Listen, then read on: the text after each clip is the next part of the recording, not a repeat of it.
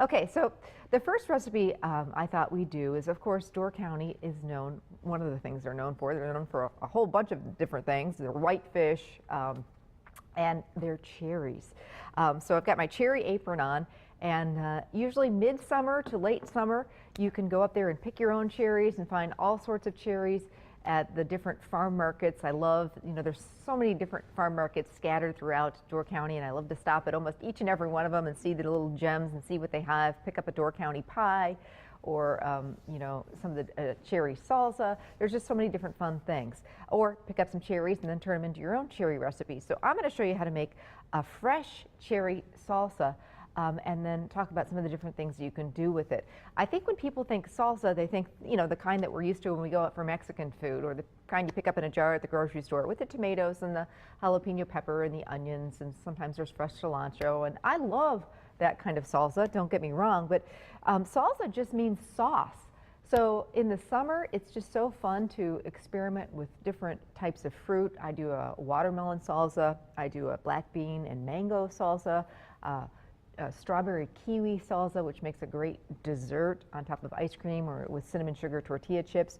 But this one is really fun. It's a fresh cherry salsa that we're going to do with a little bit of garlic, a little bit of jalapeno pepper, and it's good with chips, but it's really great served with grilled chicken, or my favorite way to serve it with pork, either on the grill or we're roasting a pork tenderloin in the oven, which I'm going to peek on right now. And ooh, starting to smell and look delicious. Okay, so my friend Sarah Sawyer from Door County is here, and she's going to make later. We've got a big kettle of whitefish chowder on the stove. She's going to show us how to make homemade whitefish chowder, and we're also going to make cherry margaritas. But she brought along her cherry pitter because if you're using fresh cherries in recipes, it can be kind of a pain. So this is genius, and you can pick them up.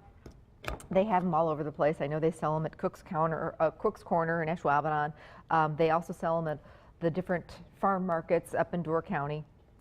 So you basically take the cherry and take the stem off of it and then turn it upside down, or so that the stem part is down, and then just makes life really easy. It contains all the pits are right there, and it's genius. Great idea. And says, and I know a lot of people who work a lot with fresh cherries just used a hairpin growing up, and that also works well too. So it's up to you, whatever you want to use, but it's probably not a good idea to put it in your mouth and then spit out the pit for this recipe. Yeah, that wouldn't be a good idea. That is fun to do, but not for this recipe. So I'm just going to take the cherries and give them a little bit of a rough chop, and these are the ones that Anne was so kind and pre-pitted for me. And it is so much fun to go up there and take the family and pick your own. Ireland and I did that, so last summer, a couple summers ago, and then we did the whole cherry pit spit thing where you try and spit it the farthest, and I was horrible at it. But anyway, I just want to check on this pork tenderloin and get it out of here and let it rest for a little bit. Oh, and it's perfect. So once it comes out, and this actually happens to be a Door County marinated pork tenderloin, marinated in cherry juice, but any type of pork tenderloin is great, or pork chops with this salsa.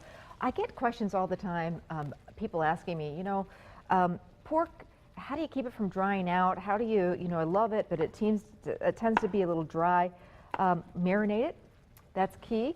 Don't overcook it. Internal temperature you're looking for is 145 degrees. Use one of those, pick up one of those instant read meat thermometers, and they'll be your best friend, especially when you're doing grilling in the summer or all year round.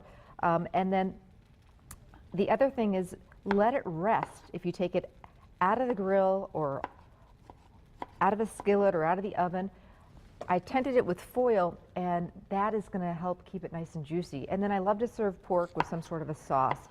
Pork tends to be a little bit drier naturally because it's very lean. And so that's why, the whole pork chops and applesauce thing, remember seeing that on the Brady Bunch? That's why basically, pork and other dry meats are sometimes served with some sort of a fruit, because back in the day, in the Middle Ages, it would help with digestion. So That's, you know, why the whole pork chops and applesauce thing came around. And it just really tastes great too. So instead of apples, we're going to do the cherries here. So, all right, so I've chopped up some cherries. Now I'm going to do a little bit of fresh garlic. And this salsa is something you can throw together, you know, just before, you know, while your tenderloin's cooking. Doesn't need to sit for too long. You could certainly throw it together the morning of, though. If you've got people coming over and you just want to get it out of the way, that's fine too. A little bit of jalapeno pepper. Depends how spicy you want it. We're going to make this just not too spicy, so I'm not going to use the ribs of the pepper. I'm just going to use a little bit. Boy, these peppers keep getting bigger and bigger. So we don't need to use too much of this. This is just going to add a little bit of a crunch and a little bit of a kick. If you don't want the heat, you could just use regular green pepper, and that would work fine too.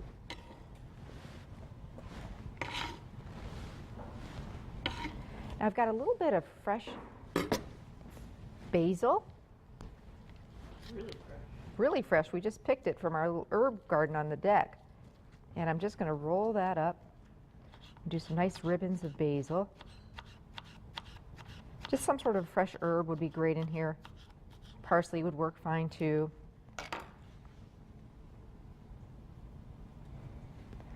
A little bit of salt and pepper. Told you this was easy. A little bit of, we love our Jajora olive oil and vinegar. And we're using balsamic vinegar here. So this is going to kind of bind it all together. A little dab will do you. We don't need too much. So I'm just going to give that a nice gentle toss. Isn't it gorgeous? And our pork is nice and rested now. So I'm going to carve it up. And all of a sudden this, you know, ordinary pork tenderloin, which my family happens to love pork tenderloin, is going to turn into this gorgeous looking $1 million meal. So I'd love to kind of cut it on the angle a little bit. And you can just see how juicy it is.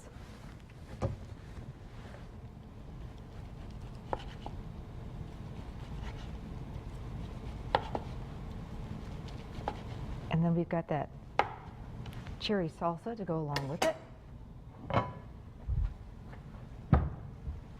How fantastic does that look, Anne? I know. See, there's an extra piece. Oh, yeah, Anne says she's got her eye on that extra piece. All right. But we didn't overcook it. We let it rest. We marinated it. We'll do a little bit of fresh basil here. And then we're going to do a little bit of this gorgeous Door County cherry salsa. Just kind of put that on the plate on either side so people can help themselves. It's going to go so lovely with the pork. And it looks gorgeous on a platter too, doesn't it?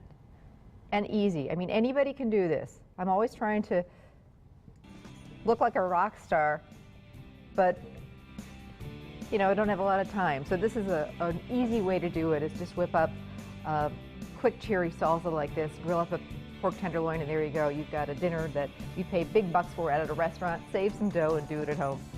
Coming up, some more fun things that we discovered in Door County. We're going to make homemade whitefish chowder, and we are going to tour a gorgeous lodge. If you're looking to check in for a couple of days, this is the place. So stay with us. We'll be back.